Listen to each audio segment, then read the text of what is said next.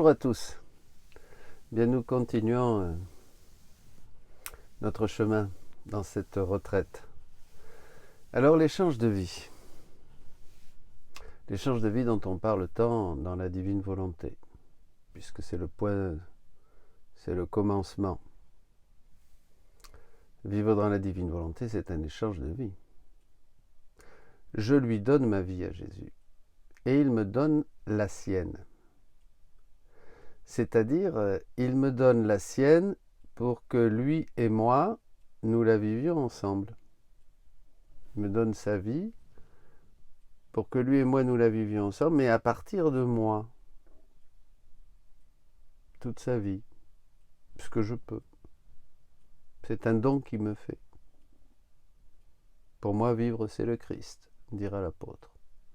Et ma vie passée, présente, future, je la remets entre ses mains, afin que nous la vivions ensemble dans la divine volonté. Mais attention, ce que je lui ai donné, ma vie,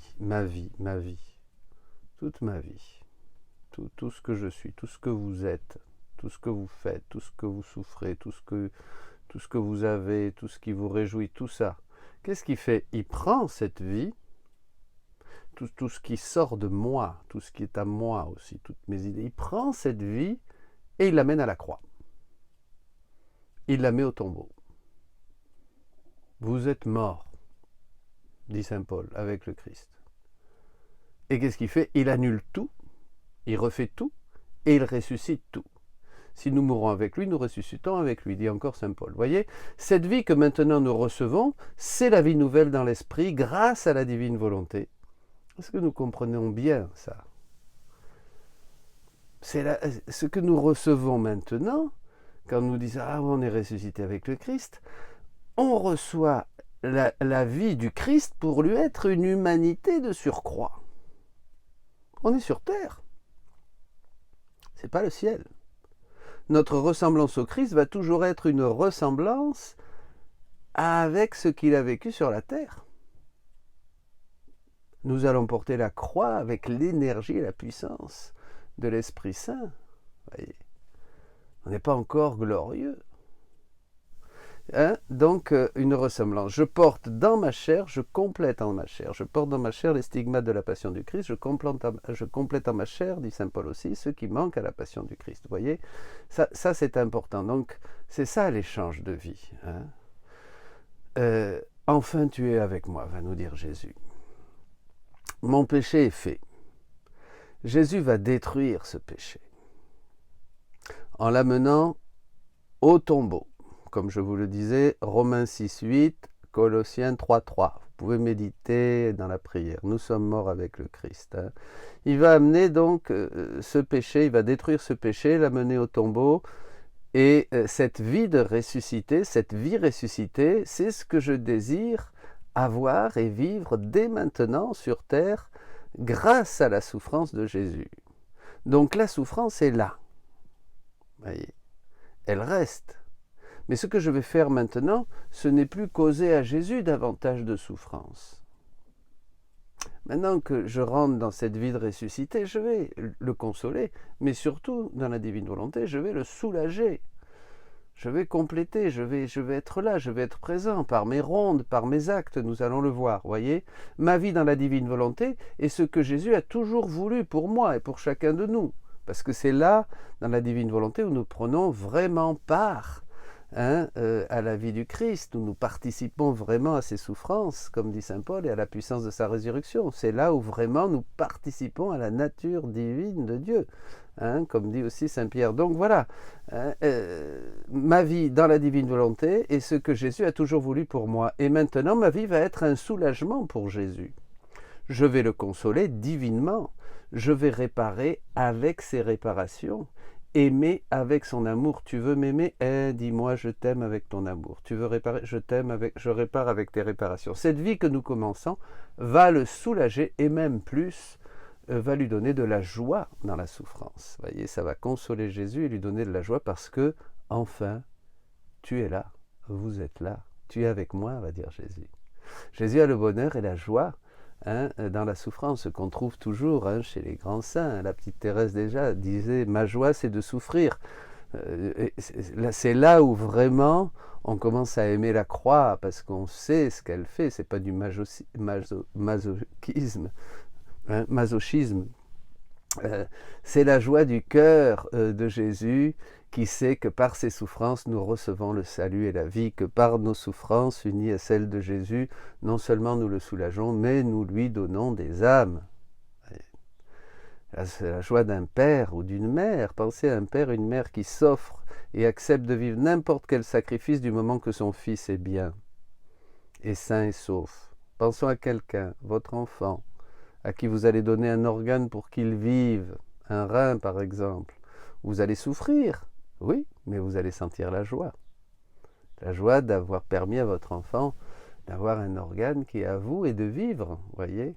La souffrance d'un père ou d'une mère qui doivent donner une thérapie continuelle à leur enfant handicapé, c'est une souffrance, une très grande souffrance, mais aussi une joie car leur enfant est vivant.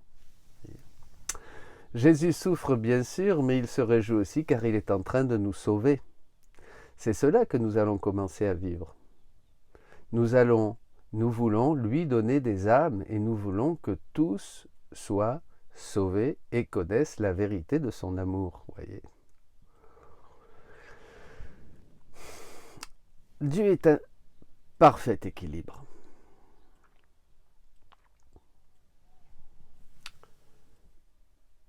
Nous avons vu que Dieu ne peut pas se laisser gagner par la justice ou par la miséricorde. Il y a un parfait équilibre en Dieu. Jésus le dit à Louisa. Il ne peut pas avoir chez Dieu la miséricorde l'emporte, le Seigneur est bon, il ferme les yeux sur notre péché, tout le monde est bon, tout le monde est gentil, c'est bon. Ou le Seigneur n'est qu'injustice, il va punir pour nos péchés. Non. En Dieu, tout s'harmonise, tout est équilibré. Ma fille, au livre 12, 63, 3 octobre 1918.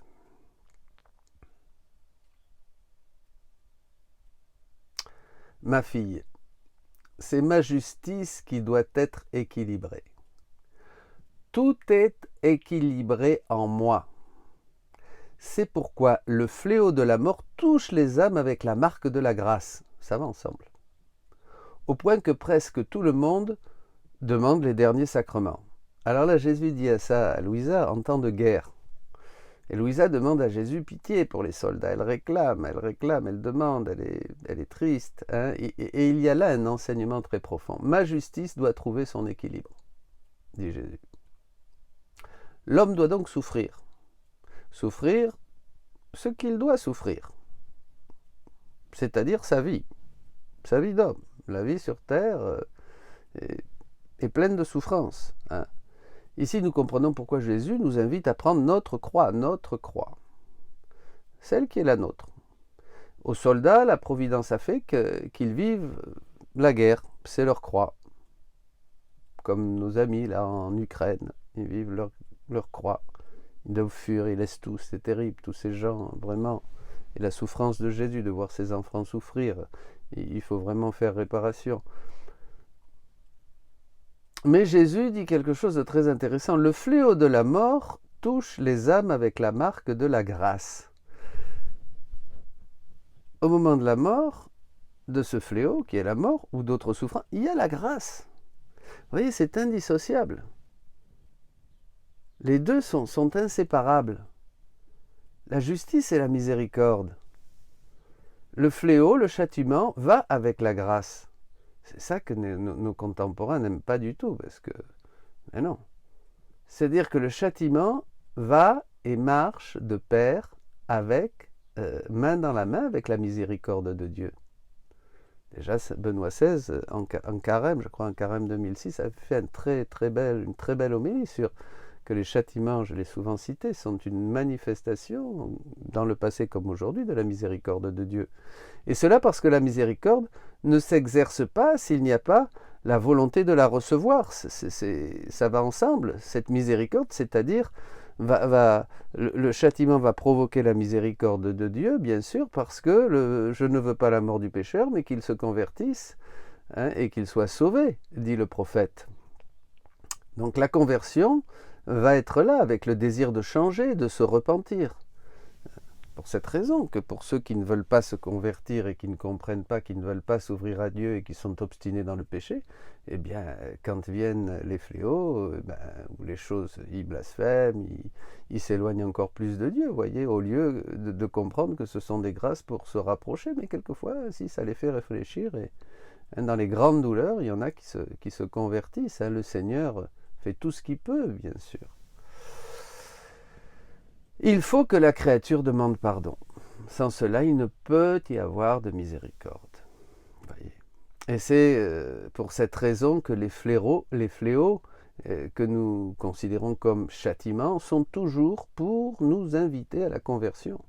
Le fléau, le châtiment, est un acte d'amour de Dieu envers sa créature. Hein. Quand le Seigneur aime quelqu'un, dit l'Épître aux Hébreux, chapitre 12, verset 6 et suivant, il lui donne de bonnes leçons. Il corrige tous ceux qu'il accueille comme ses fils. Ce que vous endurez est une leçon. Dieu se comporte envers vous comme envers des fils. Et quel est le fils auquel son père ne donne pas des leçons? Voyez. Si vous êtes privé des leçons que tous les autres reçoivent, c'est que vous êtes des bâtards et non des fils. Hein. Dieu châtie ceux qu'il aime. Il les châtie pour qu'ils s'approchent de lui, pour qu'ils changent, voyez. Ça, c'est très important. Car c'est au moment où la créature peut réfléchir comme l'enfant prodigue. Dans Luc 15, il réfléchit, il pense et il revient vers son père. Il peut dire « Oui, pardon. Pardon, mon Dieu, je reviens vers toi. Je souffre. Je ne comprends pas. Je suis seul, désemparé. Je veux revenir vers toi, mon Dieu, pour faire de toi mon refuge, pour me laisser purifier, laver, transformer, retrouver le sens profond de la vie qui commence par la joie d'être sauvé. Voyez, la joie du salut. Le Christ est vivant, la joie du salut. Alors allons au livre 12, 1225, 19 mars 1920. Nous avons un passage qui illustre bien ce dont nous parlons. Ah, ma fille, calme-toi. Tu me fais du mal. Tu ouvres des plaies plus profondes dans mon cœur, dit Jésus. Veux-tu peut-être faire plus que moi? Veux-tu peut-être faire plus que moi? Moi aussi, j'aurais voulu enfermer en moi toutes les peines des créatures. Mon amour pour elles était si grand que j'aurais voulu qu'aucune peine ne les touche. Parce que Louisa lui réclame et demande pour les prisonniers qui vont mourir sur le champ de bataille. Hein. Mais je n'ai pas pu l'obtenir, dit Jésus. J'ai dû me soumettre à la sagesse et à la justice du Père, qui, tout en me permettant de satisfaire une grande partie aux peines des créatures, ne voulait pas que je les satisfasse toutes. Et cela satisfasse toutes. Pardon. Et cela par convenance, décorum, convenance pour l'équilibre de sa justice. Vous voyez, l'équilibre de la justice. C'était pas possible. Dieu ne va pas fermer les yeux et passer la pommade. Surtout, nous allons voir que la justice, dans la justice, il y a un équilibre extraordinaire. Rien ne peut échapper à la justice de Dieu et rien n'échappe non plus à sa miséricorde, bien sûr. Hein, c'est extraordinaire, cette harmonie, cet équilibre en Dieu. Mon humanité aurait tant voulu souffrir pour pouvoir mettre fin à l'enfer, au purgatoire et à tous les châtiments. Mais la divinité ne l'a pas voulu. Et la justice a dit à mon amour, « Tu as voulu le droit de l'amour, il t'a été accordé, je veux les droits de la justice. » Je me résignais à la sagesse de mon Père, je la voyais juste, mais mon humanité gémissante ressentait la douleur des châtiments qui touchaient les créatures. Vous savez, nous n'imaginons pas combien Jésus souffre de ceux qui qui souffre les guerres. Même si vous avez toutes nos souffrances font souffrir Jésus. Même un mal de tête, un mal de dents, une grippe, un virus, hein, être obligé de déménager, la pauvreté, tout ça fait souffrir Jésus. Il ressent tout ça, nous allons le voir, toutes ces souffrances, Jésus les a vécues. Il a vécu absolument toutes les souffrances que peut vivre un homme sur terre.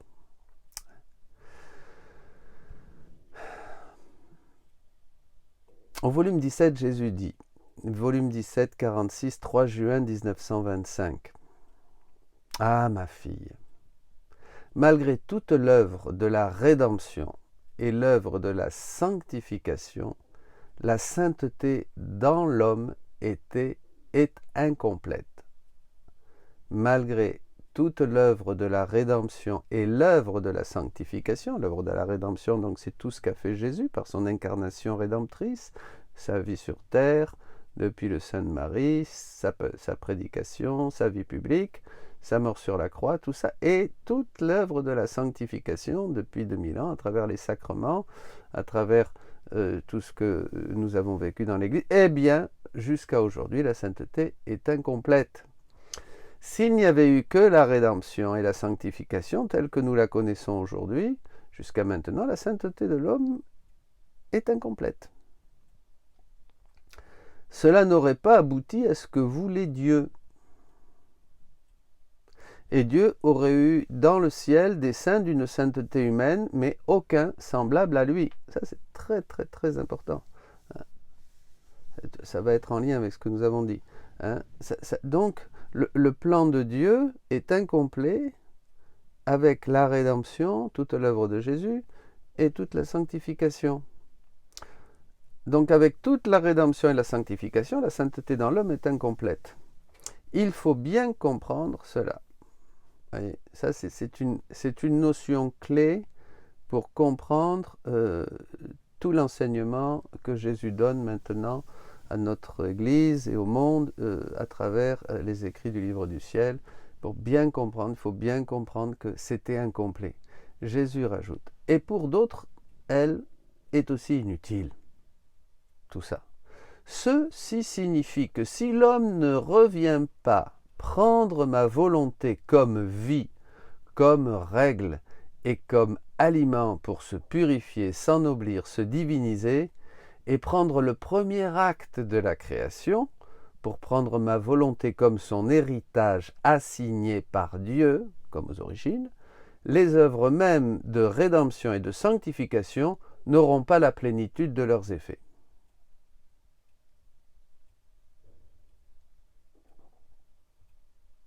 Oui, incroyable. Là, enfin, nous commençons à avoir un panorama plus ou moins complet des raisons pour lesquelles Jésus va souffrir. On va voir que déjà, le travail est énorme, ce qui s'est fait, mais il va souffrir d'autres souffrances méconnues jusqu'à ce jour, cachées, justement pour nous restituer ce que nous avons perdu. Nous avançons doucement et nous allons vers une plus grande compréhension de la passion de Jésus. Il nous a dit que tout était triple en lui. Et le pourquoi. C'est afin de satisfaire le Père, le Fils et l'Esprit Saint, à travers la volonté, l'intelligence et la mémoire. Ces trois parties, les puissances de l'âme que Dieu nous a données et qui nous font à son image et à sa ressemblance, à l'image et à la ressemblance de la Trinité. Nous l'avons vu dans l'enseignement passé. C'est très important. C'est la plus grande chose que nous avons, c'est d'être à l'image et à la ressemblance de Dieu. Et quand on pêche, elle se détériore. Voyez, ces trois puissances se détériorent et l'image, elle fonctionne mal, d'une manière tordue, et l'image de Dieu en nous, très, très réelle, voyez, on n'a pas idée, c'est pas seulement un petit coup de pinceau, cette image de Dieu qui prend tout notre être, eh bien, se détériore avec le péché. Les trois passions. Dans le volume 11, 45, 22 janvier 1913. Je vous conseille de voir la note, qui est importante et qui fait une bonne introduction sur ces fameuses 3 passions dont nous parle Jésus. Ne vous inquiétez pas si vous ne comprenez pas tout de suite. Il n'y a pas longtemps, encore quelqu'un me le disait, moi-même, c'est après. On comprend, on continue, on comprend un peu, on comprend davantage, on continue. Il ne faut pas s'inquiéter. Dans la divine volonté, il faut continuer. Il faut lire. Il faut approfondir, il faut lire, demander le Saint-Esprit et l'aide de Maman Marie. Et on comprend. Le Seigneur nous donne ce dont nous avons besoin. Il ne nous donne pas trop à la fois. Alors, je vais lire un petit passage des 3 passions pour déjà l'avoir dans l'esprit. Et puis ensuite, nous allons continuer et nous allons voir de quoi il s'agit. 22 janvier 1913. Je pensais à la passion de mon toujours aimable Jésus, particulièrement à ce qu'il a souffert dans le jardin. Je me suis trouvé tout immergé en Jésus et il m'a dit : Ma fille, la première passion fut celle de l'amour, parce que lorsque l'homme pêche, le premier pas qu'il fait dans le mal, c'est le manque d'amour. Donc, quand l'amour manque, l'homme se précipite dans la faute. Adam a oublié d'aimer Dieu, nous dit Jésus, et il a péché. C'est pourquoi l'amour, pour se refaire en moi de ce manque d'amour des créatures, donc de nous, m'a fait souffrir plus que tout. Il m'a presque broyé plus que sous un pressoir. Il me donna autant de morts que de créatures qui reçoivent la vie. Alors là, je vous inviterai à méditer la note qui est assez longue et qui est une très bonne introduction à ces 3 passions. Ça, c'était le premier pas. Le second pas qui se produit dans le péché, c'est d'usurper la gloire de Dieu. On vole Dieu. Et pour ce faire, et pour se refaire de la gloire que lui ont ôté les créatures, le Père m'a fait souffrir la passion du péché. C'est-à-dire que chaque faute me donnait une passion particulière. Même s'il y eut une seule passion, le péché, au contraire, me donna autant de passion que de fautes commises jusqu'à la fin du monde. Et c'est ainsi que la gloire du Père a été restaurée. Oui, dans la note, la deuxième passion, c'est la passion pour le péché. Le péché mérite une peine, catéchisme de l'Église catholique, 1472-1473. Cette peine, Jésus devra la souffrir afin qu'elle soit pardonnée. Nous allons voir ça. Nous avons vu la passion de l'amour, et ici, il s'agit de restituer au Père la gloire que nous lui avons usurpée en péchant. C'est pour cette raison que l'on parle de la passion du péché. C'est aussi l'amour de Dieu qui va infliger cette peine à Jésus, car aucune ne peut être omise, tout doit être restitué, pour les mêmes raisons que dans la passion de l'amour. Jésus va souffrir pour toutes les fautes et peines dues au péché qui se commettront jusqu'à la fin du monde. Voilà. Bon, voilà. Alors, ça c'était pour que vous ayez à l'esprit ces 3 passions. C'est bien, comme ça débroussaille. Voilà. Nous allons donc parler maintenant de ces 3 passions qu'il a vécues. 3 passions distinctes. En péchant, l'homme fait un premier pas dans le mal, nous dit Jésus. En manquant à l'amour, il oublie d'aimer Dieu. Louise a dit, mais pourquoi Adam ? Parce qu'il a oublié de m'aimer. Voilà. C'est le premier pas. Manquer d'amour en péchant. Manquant à l'amour, l'homme se précipite dans la faute, nous dit le Seigneur.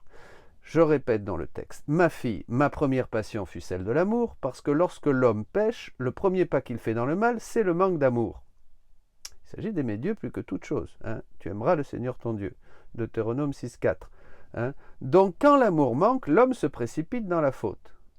Quand on aime Dieu, on se garde du péché. Plus on aime Dieu, plus on se garde du péché. C'est pourquoi l'amour, pour se refaire en moi, de ce manque d'amour des créatures, m'a fait souffrir plus que tout. Il m'a presque broyé plus que sous un pressoir, et il me donna autant de morts que de créatures qui reçoivent la vie. Cela fut la première passion, celle de l'amour. Mes amis, dans chacun de nos actes, nous aurions dû donner à Dieu un retour d'amour. Payer Dieu. Et comment? Justement, lui donnant, et parmi les choses que nous devions lui donner, entre autres, l'une d'elles, c'est l'amour. Mais l'amour, c'est quoi? Et c'est là que c'est très important, qu'il faut vraiment faire attention et qu'il faut méditer. Quand Dieu aime, il fait sortir de lui quoi? Une vie. Une vie. Il fait sortir une vie divine qui sort de son sein. Ce sont ces fameuses vies divines qu'on a du mal à comprendre quand on est dans la divine volonté au début. Comme je vous dis, tout s'éclaircit avec le temps. Voilà. Quand Dieu aime, il donne une vie divine à l'être aimé. Quand Dieu a aimé le Fils au sein de la Trinité, tout ce qu'il était, le Père, s'est tout donné. Il a tout déversé dans le Fils. Vous voyez? Le Fils est maintenant tout ce qu'est le Père. Il a tout ce que le Père a. Chaque fois que Dieu aime, c'est une vie divine. Parce que Dieu est un acte. Il ne nous aime pas comme nous. Il ne va pas nous aimer en nous embrassant, en nous faisant un bisou, en nous donnant des grâces sensibles. Bon, ben ça c'est sûr, c'est des effets. Mais bon, c'est pour nous booster, nous aider. Il ne va pas nous aider, il ne va pas nous aimer en nous donnant un travail, en nous guérissant d'une maladie. Bon, et toutes ces choses-là. D'ailleurs, on ne sait même pas si c'est la volonté de Dieu. Enfin, voilà. Enfin, il sait ce qui est bon pour nous, ce que je veux dire. On verra ça plus tard. Donc, vous voyez, quand Dieu nous aime, Dieu est un acte. Quand Dieu nous aime, il nous donne quelque chose de lui. Il nous donne une vie divine. Chaque fois que Dieu aime, c'est une vie divine de lui qui sort pour être déposée en moi, qui peut être déposée dans l'être aimé. Voilà, j'ai une vie divine. Cette vie divine qu'il met dans l'être aimé, il nous la donne et il nous aime. Il nous donne sa vie. Vous comprenez? Je devrais la recevoir et la faire mienne. Vous voyez? Faire mienne cette vie, prendre tout ce qu'elle contient, la mettre en fonctionnement, voilà, à travers moi, et lui dire « Je t'aime, je rends la vie divine ».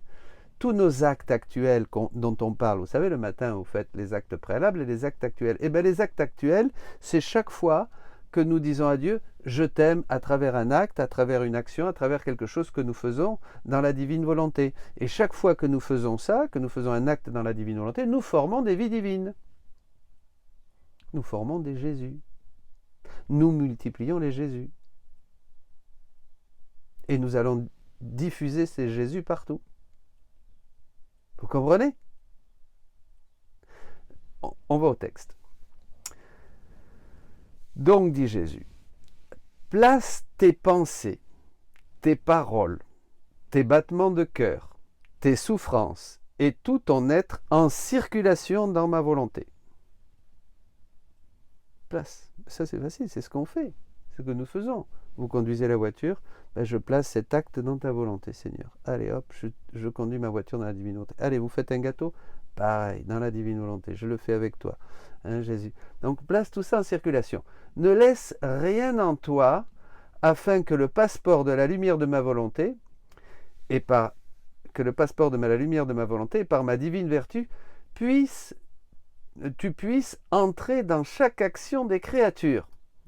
Ça c'est toujours pareil, vous vous rappelez, entre en moi et tu me trouveras moi et toutes les créatures. Dès qu'on entre, dès que nous nous fondons dans la divine volonté, nous sommes tout de suite en contact, nous sommes dans l'acte unique éternel de Dieu, nous sommes tout de suite en contact avec tout ce que Dieu fait partout. Donc nous sommes en contact avec toutes les créatures puisque Dieu maintient toutes les créatures dans le mouvement, la vie et l'être.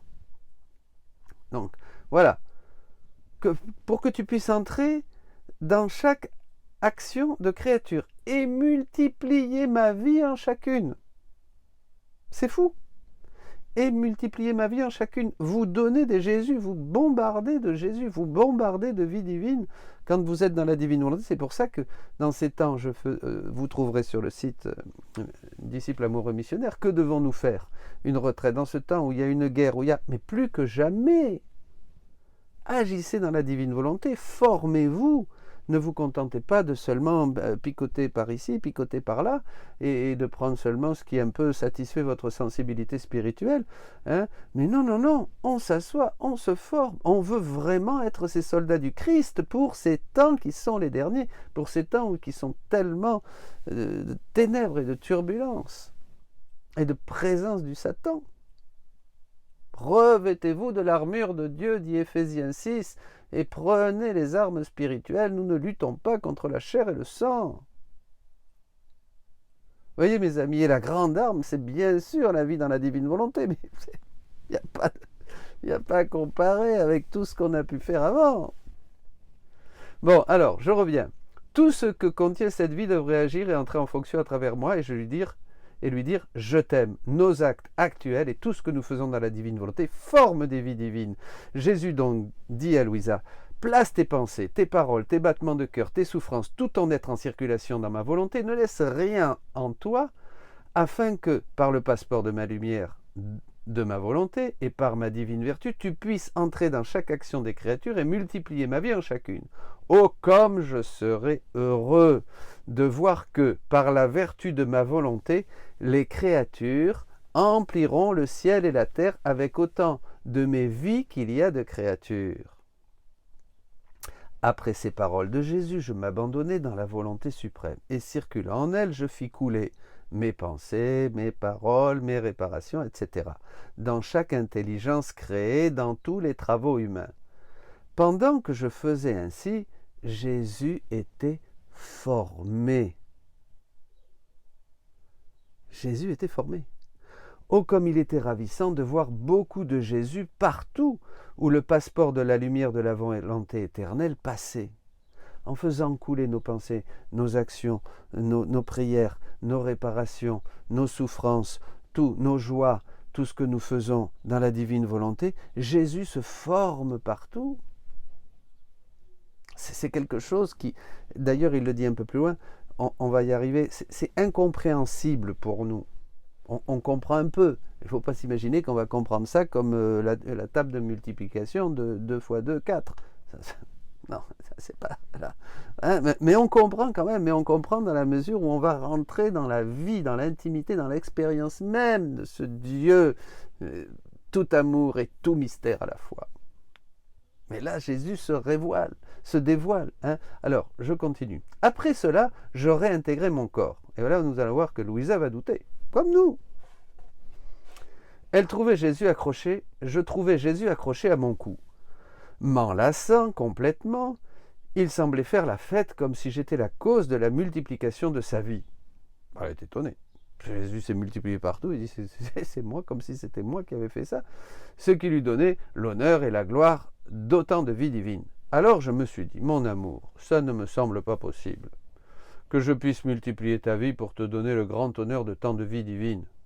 En plus, tu es présent partout, et c'est par ta propre vertu que cette vie se manifeste en chaque acte, et non à cause de moi. Je suis toujours la petite enfant bon à rien. Il me répondit, ma fille, ce que tu dis est vrai. Je suis présent partout. Mais c'est ma puissance, mon immensité et mon omniscience qui me permettent de me trouver partout. Voilà, parfait. Ce ne sont pas l'amour ou les actions des créatures dans ma volonté qui font que je suis partout et que je me multiplie. Voilà. Présence d'immensité, il est partout. Hein, c'est pas... Mais quand l'âme entre dans ma volonté, donc elle se fond, elle fusionne, c'est son amour, ce sont ses actes qui, remplis de la vertu divine, font ressurgir ma vie, font renaître ma vie. Donc, vous voyez, c'est mon amour et mes actes, mais maintenant, comme je fusionnais dans la divine volonté, ils sont remplis des vertus divines, et alors là, la vie de Jésus se manifeste partout. Je continue. Volume 16, 19 mars 1924. La raison pour laquelle je suis en fait est que tu as pris ce qui est mien et m'as redonné mon amour, ma gloire et même ma propre vie. Tu as pris ce qui est mien et tu m'as redonné mon amour, ma gloire et même ma propre vie. Ma satisfaction est si grande que la créature ne peut le comprendre pendant qu'elle vit en exil. On ne peut pas comprendre. On peut approcher, sentir, à mesure où le Seigneur nous le révèle. Elle le comprendra dans la patrie céleste, quand elle se verra récompensée d'autant de vie divine qu'elle en aura formé sur la terre. Allez-y, on y va, on y va, on y va. Voyez, tout ce qu'on peut faire dans la divine volonté, c'est là où on va rentrer dans ce martyre de l'attention, qui est l'ascèse des ascèses, puisqu'il faut être attentif constamment à tout vivre avec lui, à tout vivre dans cette union d'amour avec Jésus, à tout vivre dans sa divine volonté. Hein? Elle continue. Je m'abandonnai dans la volonté suprême, circulant en elle, je fis couler mes pensées, mes paroles, mes réparations, etc., dans toutes les intelligences créées et dans tous les travaux humains. Pendant que je faisais ainsi, Jésus était formé. Jésus était formé. Voyez-vous, mes amis, on prend Jésus et on le multiplie, comme le prêtre à la messe, dans la consécration. Nous multiplions Jésus dans chacun de nos actes dans la divine volonté.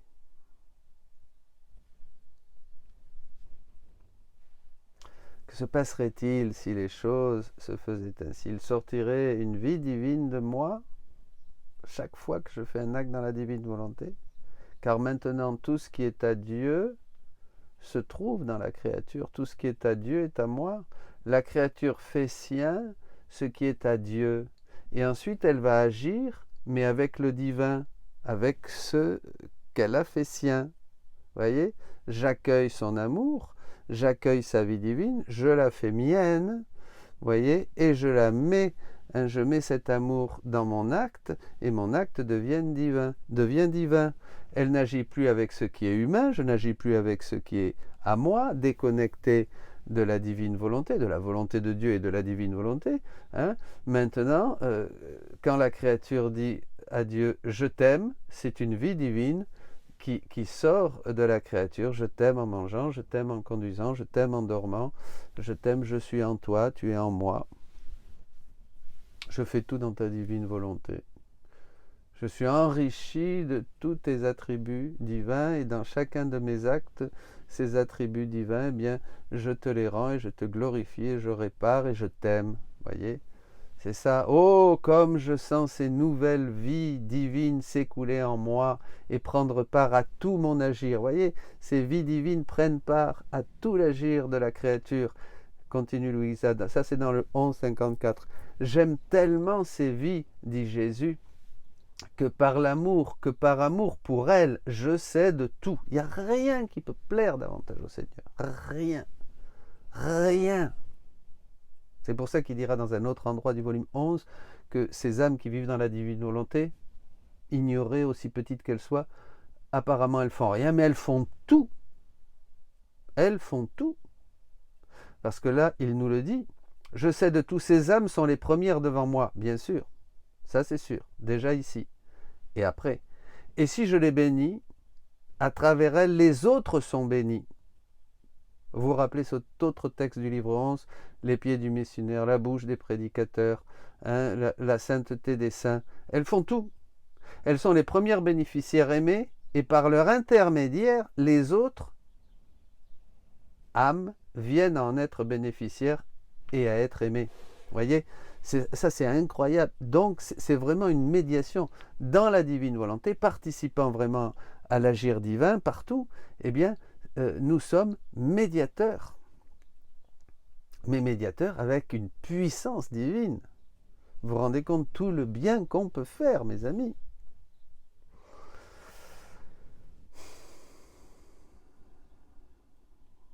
Nous allons continuer. Alors, maintenant la question se pose, et c'était important de voir ça. Qu'avons-nous fait avec ces vies? Qu'est-ce que j'ai fait avec toutes ces vies divines? Tous les actes, tout ce que j'ai fait depuis le début de mon existence. C'est là où on va comprendre la dette.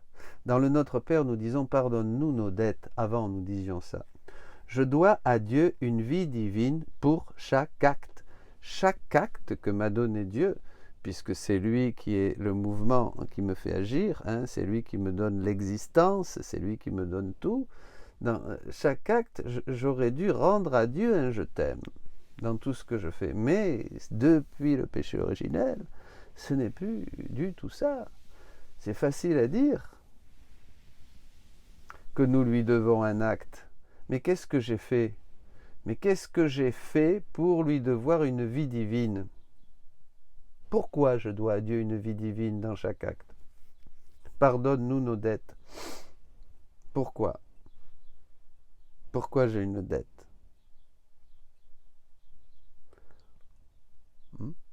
Eh bien parce que je lui ai donné la mort. J'ai donné la mort à cette vie que Dieu me donne, cette vie divine que Dieu me donne constamment, eh bien je l'ai mis à mort. Il me donne une vie divine dans chacun de mes actes et il me dit « je t'aime ». Donc une vie divine, un Jésus qui sort de lui, hein, et il me le donne dans chaque acte. Il me donne une vie et je donne la mort à cette vie divine pour donner vie à ma volonté. Pour donner vie à ma volonté, je donne mort. C'est-à-dire, je prends cette vie divine qu'il me donne, je prends cette pulsion, cet amour, ce je t'aime, voilà, puisque Dieu aime avec son acte, il me donne une vie divine et je la mets à mort. Pour donner vie à l'acte de ma volonté. C'est-à-dire, je tue en moi la vie divine pour donner vie à la vie humaine. Donc, quand Jésus dit que je lui dois amour, que je dois amour à Dieu, amour au Père, il veut dire que je lui dois une vie divine. Je devais lui donner, je ne l'ai pas donné. Je dois lui rendre. Je devais lui donner, lui rendre, car il m'en a donné une vie divine, et je l'ai tuée en moi, mais je l'ai tuée. Vous comprenez ça, quand c'est là qu'on va comprendre la passion de Jésus, qui va beaucoup plus loin. C'est ce qu'on disait la dernière fois, hein, ces souffrances méconnues où il a dû réparer pour tout ça. J'ai une dette. Je dois donner à Dieu ce que je lui dois. Et en plus, il y a la peine qui est la conséquence pour avoir tué cette vie divine. Donc j'ai une dette parce que j'ai tué la vie divine, donc je dois rendre une vie divine à Dieu, mais en plus, pour avoir tué la vie divine, il y a une peine. Donc Jésus, afin de payer, non seulement pour un acte, doit faire le contraire de ce que nous avons fait. Afin de payer, voilà, c'est ça que va faire Jésus. Il va faire le contraire de ce que nous avons fait. Il doit donner la mort à une vie humaine, la mienne, pour donner la vie de nouveau à une vie divine. J'ai tué une vie divine, donc avec ma vie humaine, il va faire le contraire. Et cela en chaque acte. Nous avons mis à mort la vie divine en nous pour donner vie à notre volonté humaine, et Jésus va mettre à mort en lui notre vie humaine pour donner vie à la divine volonté. Vous comprenez? C'est ça qui prend notre vie. Il se revêt de toute notre vie. C'est ce que va faire Jésus pour moi. Vous comprenez? Alors, ne vous inquiétez pas. Après, vous allez voir que en entrant dans ces profondeurs, eh bien, nous commençons à comprendre, cette grandeur de Dieu. Ce que va faire Jésus pour moi. Une question. Combien d'actes avez-vous fait dans votre vie? C'est incalculable. Combien d'actes a fait toute la famille humaine depuis Adam? On ne le saura jamais. Au ciel, peut-être. Donc, pour que la justice divine puisse s'équilibrer, vous vous rappelez? Jésus va devoir payer une vie divine pour chaque acte que nous avons fait. Et où nous ne lui avons pas donné de vie divine. Il nous l'a donné, donc Jésus va faire tout ça. Nous devons reconnaître que nous ne lui avons pas donné d'amour dans chacun de nos actes. Je ne lui ai pas donné une vie divine dans mon acte, à chaque fois, dans tous mes actes. Jésus doit prendre mon acte, se le mettre comme un vêtement. Il doit le sentir les effets de cet acte moyen, pécamineux, horrible. Donc sentir la mort, de toute manière la mort que je donne à la vie divine en moi. Il doit sentir ça. Il prend cet acte, il va le refaire, il va payer, il va donner au Père. Vous voyez? Voilà, sentir la mort. Il doit vaincre aussi cet acte mauvais avec sa volonté humaine, dans la divine volonté, il doit le vaincre, faire renaître cette vie, qui est une vie éternelle que le Père m'a donnée, elle doit exister, donc il doit la rendre au Père, hein, comme j'aurais dû le faire, hein, et payer, voilà, il va payer une vie. C'est le travail de Jésus pour chaque acte des créatures. Vous vous rendez compte, mes amis? Il est clair aussi que le fait d'avoir tué une vie divine, en moi, mérite une peine. C'est la peine. Et cette peine aussi, Jésus doit la recevoir. Voilà. C'est pour cela que nous disons que depuis sa conception, il sent ses actes. Depuis sa conception, quand on médite sur la neuvaine de Noël, on va le faire un peu, hein, il sent les épines de nos pensées, ce ne sont pas les épines matérielles. Vous voyez, quand est-ce que commence la passion ? Ce sont nos pensées, et il sent les coups de fouet, c'est-à-dire nos œuvres, nos actions. Ce n'est pas un bourreau qui lui a donné à Jésus il y a 2000 ans, vous voyez, des coups avec un vulgaire fouet fait par les Romains. Non, non, non, non, ce sont nos actes qui sont les vrais instruments de la passion de Jésus, nos actes. Nos actes sont les instruments de torture et de souffrance de Jésus. Et c'est à travers cela que Jésus, en prenant tout ça, peut rendre au Père la vie que nous ne lui avons pas donnée, un amour que nous lui devons dans chacun de nos actes. Tout ce qui est sorti de Dieu doit retourner à Dieu. Ça, c'est la parfait équilibre de la justice. On ne peut pas dire, ah bon voilà, je leur ai donné tout ça, ben, ma miséricorde, c'est bon, tous ces actes perdus. Non, parce que Dieu n'est pas comme nous. Hein, c'est pas la même chose. Même nous n'oublions rien. Et même nous, quand on nous a fait quelque chose, on doit nous le rendre. Quand on nous a pris quelque chose, on doit nous le rendre. Quand on nous a fait le mal, nous devons réparer. Hein, il y a aussi ça chez nous. Et en fait, on n'oublie rien parce que tout est dans ce contenu qu'est notre vie. Bon, enfin, sans compliquer. Alors, nous pouvons comprendre un peu les morts incalculables que Jésus a dû souffrir. Déjà pour chacun d'entre nous et puis pour tous. Et pour que la justice soit équilibrée, il faut connaître le nombre d'actes et l'intensité et la peine qu'il requiert. Seul Dieu, le Père, connaît tout cela. Comment se passe cela pour Jésus, cette passion qui vient d'en haut, que seul le Père peut donner à Jésus, parce que le Père sait. La divine volonté appliqua à Jésus mes actes. Jésus sent la mort, une mort réelle que je lui donne. L'amour divin le fait renaître, et ensuite lui applique la peine, c'est-à-dire la douleur que je dois payer pour ce que j'ai fait. Citation. Il me donna autant de morts, l'amour divin, que de créatures qui reçoivent la vie. Il me donna autant de morts que de créatures qui reçoivent la vie. Le second pas, on a parlé des trois passions, hein, la passion de l'amour, la passion du péché, la passion infligée par les hommes. Le second pas, la passion maintenant du péché, le second pas qui se produit dans la faute, c'est d'usurper la gloire de Dieu. Nous volons Dieu. Et pour se refaire de la gloire que lui ont ôté les créatures, le Père m'a fait souffrir la passion du péché. Vous voyez ? C'est-à-dire que chaque faute me donnait une passion particulière. Même s'il y eut une seule passion, le péché, au contraire, me donna autant de passion que de fautes commises jusqu'à la fin du monde. Et ainsi, c'est ainsi que la gloire du Père a été restaurée. Alors ça, c'est impressionnant, ça. La deuxième passion, hein, c'est la passion pour le péché. Le péché mérite une peine. Le catéchisme le dit au 1472, 1473.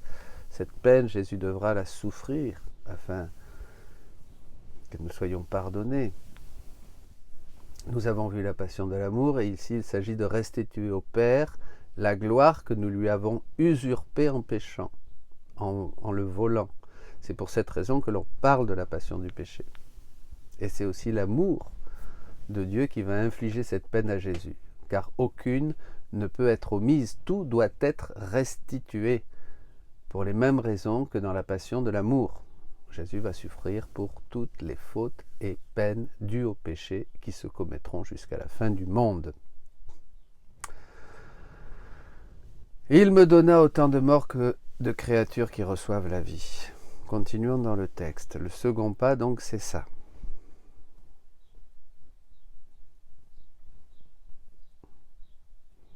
Alors, Jésus doit compenser totalement. Tout cela va se vivre dans son intérieur et depuis le moment de son incarnation. Ce n'est pas seulement à la fin de sa vie, durant les 22 heures ou les 24 heures de la Passion, que Jésus va vivre cela, mais durant toute sa vie. Vous voyez ? C'est cela que le Verbe de Dieu est venu faire sur terre. Si nous ne comprenons pas cela, nous ne comprendrons pas non plus ce qu'est venu faire le Verbe éternel durant 33 ans sur terre.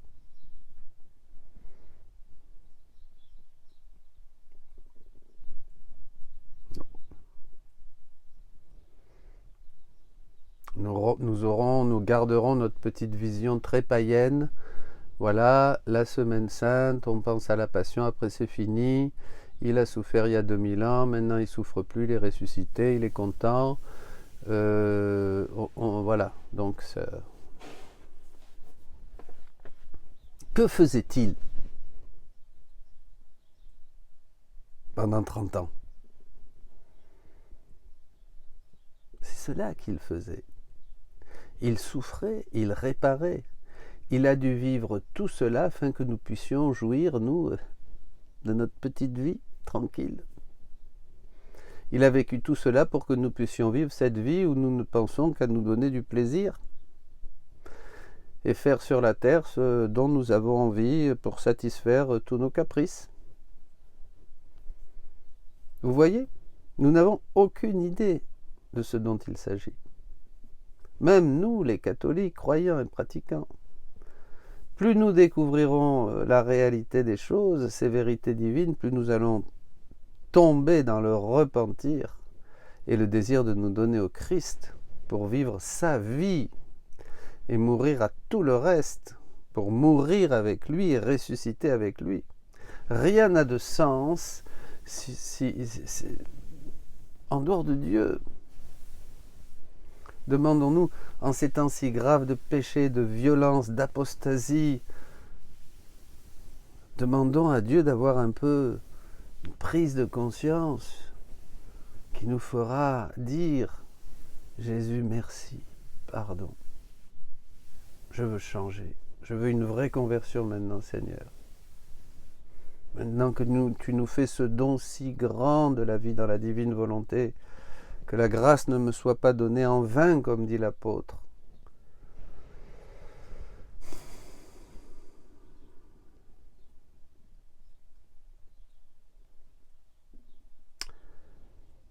Merci, pardon.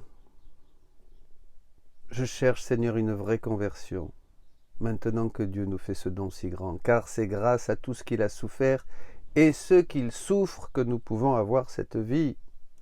Et Jésus souffre aujourd'hui, demain, hier. Jésus est l'éternel immolé. Éternel car en Dieu, il n'y a pas de passé ni de futur, juste l'éternel présent de Dieu. Et Dieu est un seul acte. Donc Jésus est crucifié depuis toujours. C'est l'éternel immolé depuis que Dieu est Dieu. Tout est dans cet acte unique et éternel de Dieu. Sa douleur se renouvelle chaque fois que nous péchons. Chaque fois que nous péchons, c'est là, nous pensons à l'Eucharistie. Jésus a vécu sur terre il y a plus de 2000 ans, mais quand le prêtre consacre, que se passe-t-il? C'est Jésus qui est là, c'est un autre Jésus.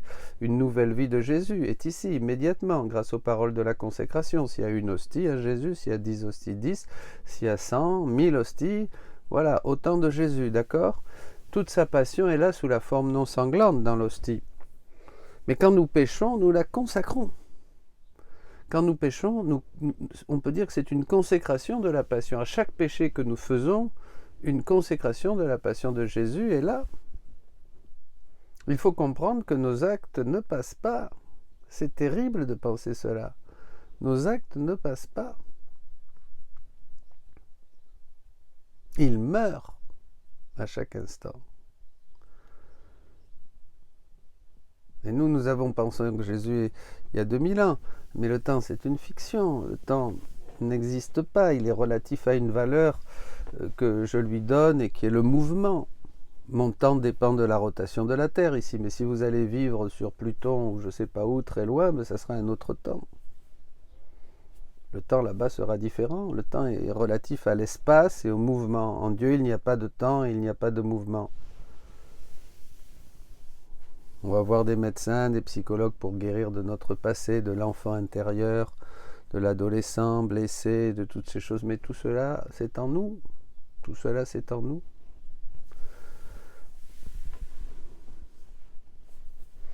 On croit qu'il n'est plus là, l'enfant blessé, mais il est toujours là. L'adolescent, l'adulte. Bon, revenons. Le second pas. Bon, nous avons maintenant deux passions. Celle de l'amour, où c'est refait tout ce manque d'amour, cette dette d'amour que nous avons envers le Père, la passion du péché, où nous avons usurpé, volé la gloire du Père, avec cette deuxième passion est refaite la gloire du Père. Ensuite, le troisième effet, on revient au livre 11, que le péché produit, c'est celui de la faiblesse dans l'homme. C'est pourquoi j'ai voulu souffrir la passion par la main des Juifs cette fois-ci. Vous voyez ? Par l'homme. C'est-à-dire ma troisième passion afin de refaire l'homme dans la force qu'il a perdue. Et Jésus poursuit et résume en fait dans le volume 11, toujours au même chapitre. Si bien qu'avec la passion de l'amour a été restaurée et mise à son juste niveau l'amour, si bien qu'avec la passion de l'amour, l'amour a été restauré et mis à son juste niveau. Avec la passion du péché, la gloire du Père a été restaurée et mise à niveau.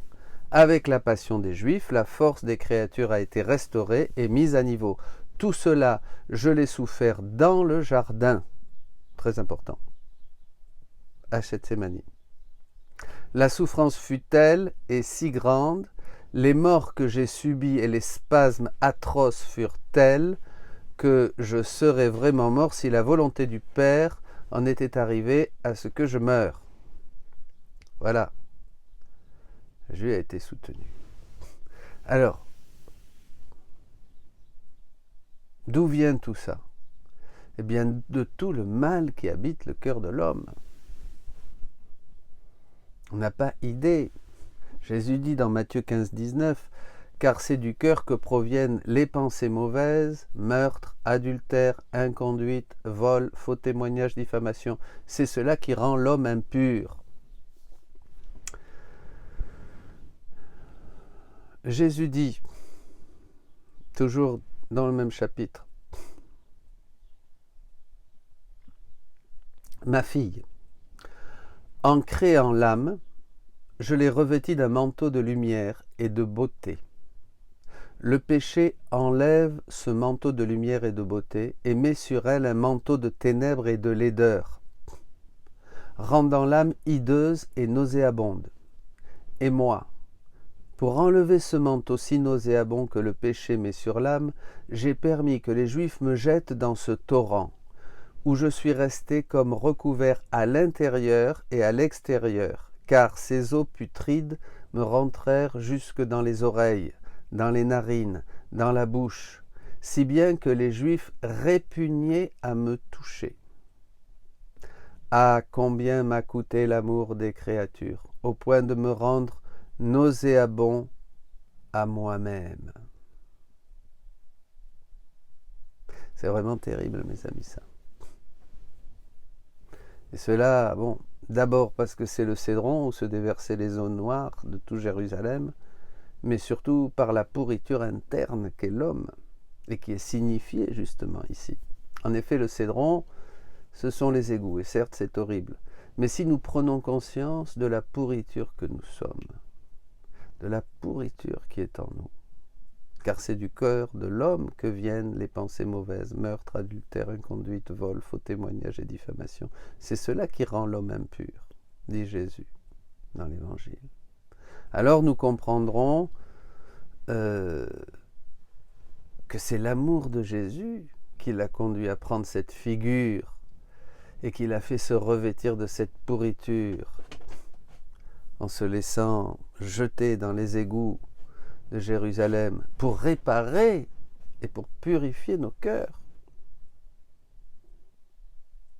Cela signifie quoi? Eh bien que nous sommes un torrent du Cédron.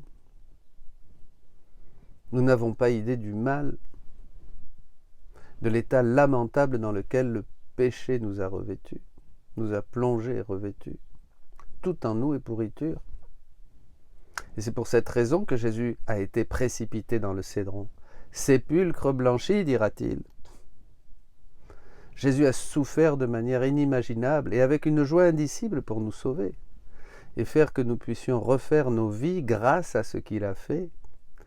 Ne laissons pas vaine la grâce de Dieu, dit saint Paul, que toutes ces souffrances de Jésus ne soient pas inutiles. Essayons par tous les moyens possibles de comprendre qu'est-il arrivé à Jésus, qui est Jésus et combien il nous aime. Sachant cela, nous découvrirons qui nous sommes et ensuite nous pourrons commencer ce chemin de régénération que nous allons faire avec lui. Écoutons et laissons descendre dans nos cœurs ces paroles de Jésus à Louisa. Entre dans la profondeur de ma passion. Entre dans la profondeur de ma passion. Quelle grâce, mes amis, de connaître la divine volonté.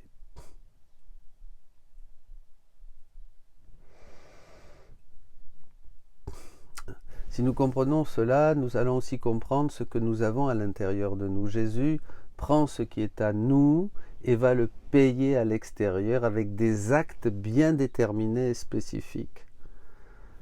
Nous déposons dans l'intérieur de Jésus tout notre intérieur. Et pour nous laver, purifier et surtout réparer, Jésus va permettre que les Juifs le jettent dans le torrent du Cédron. Quelle comparaison prend Jésus pour nous faire comprendre qui nous sommes? Nous sommes terrifiés en pensant que Jésus est tombé là-dedans. Pardon, c'est Jésus qui tombe en nous, c'est Jésus qui tombe en chacun de nous, c'est Jésus qui plonge dans l'homme. Et nous le revêtons de cela, de cette pourriture, de cette odeur nauséabonde. Nous devrions être dégoûtés de ce que nous sommes. C'est cela qui devrait nous terrifier. Et Jésus, par amour pour le Père et pour nous, va vivre et permettre ce symbole. Tout ce que nous voyons de Jésus extérieurement, c'est un symbole, c'est vrai. Il a vécu ça il y a 2000 ans. Mais c'est un symbole pour nous montrer ce qu'il vivait hier, aujourd'hui et demain. Le Christ est le même hier, aujourd'hui et demain, dit la parole de Dieu dans la lettre aux Hébreux. Ce qu'il souffre dans son intérieur, ce qu'il souffre, c'est nous. Il nous souffre. Ah, combien m'a coûté l'amour des créatures, au point de me rendre nauséabond à moi-même, que personne ne dise je suis sans péché. Cet homme, c'est toi, comme dit le prophète au roi David. Louisa se demande, volume 12, 106, 4 juin 1919. Je pensais à la passion de mon toujours aimable Jésus, surtout quand il s'est trouvé sous la tempête des flagellations, et je me disais, quand Jésus aurait-il pu souffrir davantage, dans les peines que la divinité lui a fait souffrir dans le cours de sa vie, ou bien au dernier jour dans celles que les Juifs lui ont données. Et mon doux Jésus, avec une lumière qu'il a donnée à mon intelligence, m'a dit, nous, et on se pose aussi la même question. Quand on regarde la Passion, en voyant les scènes, les souffrances vécues par Jésus, nous sommes sensiblement touchés. On le voit flagellé, couronné d'épines. Je vois et je prends plus ou moins conscience de ce qui se passe. Je sais, oui, ce qu'est un clou. Mais pas un clou dans la main, je sais ce que c'est un fouet. Mais je ne sais pas non plus, j'ai jamais été fouetté. Je comprends un peu parce que j'ai un corps. Il y a un point de référence. Mais les peines intérieures de Jésus, je n'en ai aucune idée. Nous verrons plus tard. Les peines intérieures, ce sont ces fameuses peines dont on parlait au deuxième enseignement, je crois, qui ne sont pas encore connues, que Jésus n'avait pas révélées. Peut-être, on sent un peu la douleur quand un être cher nous trahit, on sent peut-être la douleur quand un enfant meurt, quand la personne que nous aimons s'en va, laisse ce monde, mais nous n'avons aucune idée de ce qu'est une mort intérieure comme celle que Jésus a dû souffrir, ou une épine intérieure. Donc Louisa se demande où Jésus souffre le plus, à l'intérieur ou à l'extérieur? Jésus répond: ma fille, les douleurs que la divinité m'a données, c'est-à-dire qui viennent d'en haut, la passion de la divine volonté qui viennent de l'amour, dépassent de loin celles que les créatures m'ont données, tant par leur puissance que par leur intensité. Leur multiplicité et leur durée. Mais il n'y avait ni injustice ni haine, mais un amour suprême et l'accord des trois personnes divines. L'engagement que j'avais pris de sauver les âmes au prix de tant de morts pour autant de créatures qui venaient à la lumière de la création et que le Père, avec un amour suprême, m'avait accordé. Dans la divinité, ni l'injustice ni la haine n'existent, ni ne peuvent exister. Donc il était incapable de me faire souffrir ces douleurs, bien sûr. Volume 12, 4 juin 1919. Cela est très intéressant car nous avons dit que Jésus doit prendre sur lui nos fautes, les sentir et les vivre. Vous vous rappelez? L'exemple le plus parlant, c'est l'exemple du tueur en série ou du violeur. Qu'est-ce qui motive le tueur, le violeur? C'est tous ces sentiments qui sont tordus en lui. Et c'est bien cela que Jésus doit prendre. Le sentir. Il va sentir tout cela. Il va sentir. Il va sentir le désir irréfrénable de satisfaire ses pulsions à n'importe quel prix. L'animalité de cette personne, Jésus doit la sentir dans son intérieur et la sentir comme sienne. Et ensuite la vaincre avec sa volonté. Enlever tout le mal et faire un acte contraire. Et celui qui reçoit l'agression, que sent-il dans son intérieur? L'impuissance, la haine, la soif de vengeance. Tous ces effets que peut produire une personne, qui peut se produire dans une personne qui est agressée, opprimée, torturée. Jésus doit sentir tout cela dans son intérieur aussi, et le vivre pour pouvoir le vaincre et faire un acte contraire. Voyez, il refait l'homme, il refait chaque acte de tous les hommes. Jésus nous dit que tout ce que lui a donné le Père, l'amour divin, les souffrances qu'il a reçues dans son intérieur, étaient les souffrances que seul Dieu pouvait lui donner. Mais Dieu n'est pas injuste, et en lui il n'y a pas d'injustice ni de haine. Reprenons le texte au volume 12. Dans la divinité, ni l'injustice, ni la haine n'existent, ni ne peuvent exister. Donc, la divinité était incapable de me faire souffrir ces douleurs. Mais l'homme avec le péché, commis une suprême injustice, a eu cette haine, etc. Et moi, pour glorifier complètement le Père, je devais souffrir l'injustice, la haine, les moqueries. C'est pourquoi au cours de mes derniers jours mortels, j'ai souffert la passion de la part des créatures, où elles m'ont fait subir tant d'injustices, de haine, de moqueries, de vengeance, d'humiliation, qu'elles ont fait de ma pauvre humanité l'opprobre de tous, à tel point qu'il ne semblait pas que je fusse un homme.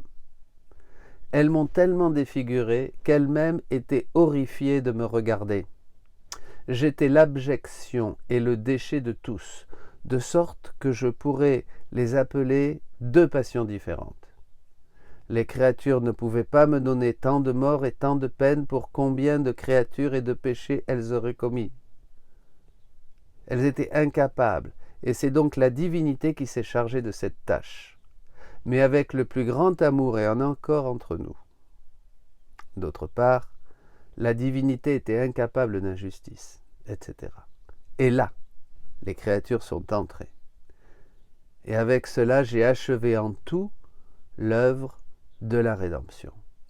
Combien les âmes m'ont coûté, et c'est pourquoi je les aime tant. Ce sont des connaissances que nous avons ignorées jusqu'à ce jour.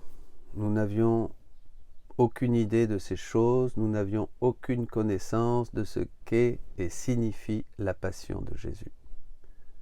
Et sachez que ce n'est qu'un début. On commence à peine à entrer dans sa passion. Soyez bénis.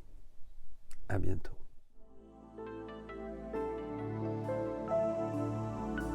Ô Jésus, mon divin roi, emmène-moi avec toi pour assister à ton agonie au jardin de Gethsémani. J'entre dans ton cœur pour me perdre dans ton amour. Tu m'apprendras à t'aimer comme toi tu m'as aimé. Ô Jésus, mon divin roi, emmène-moi avec toi pour assister à ton agonie au jardin de Gethsémani. J'entre dans ton agonie, l'agonie de ton amour. Tu m'apprendras à souffrir par ton amour. Ô Jésus, mon divin roi, emmène-moi avec toi pour assister à ton agonie au jardin de Gethsémani. Tu prépares un bain d'amour, un fleuve d'amour divin, le fleuve de ton précieux sang qui jaillit tel un torrent. Ô Jésus, mon divin roi, emmène-moi avec toi pour assister à ton agonie au jardin de Gethsémani. L'amour est ta seule passion, l'amour est ta seule raison, l'amour est ta seule croix, l'amour est ta seule loi. Ô Jésus, mon divin roi, emmène-moi avec toi pour assister à ton agonie au jardin de Gethsémani. Marque-moi du sceau de ta loi, que tout en moi soit crucifié, que tout en moi soit consumé au feu de ta volonté. Ô Jésus, mon divin roi, emmène-moi avec toi pour assister à ton agonie au jardin de Gethsémani. Ô Jésus, mon divin roi, emmène-moi avec toi pour assister à ton agonie au jardin de Gethsémani.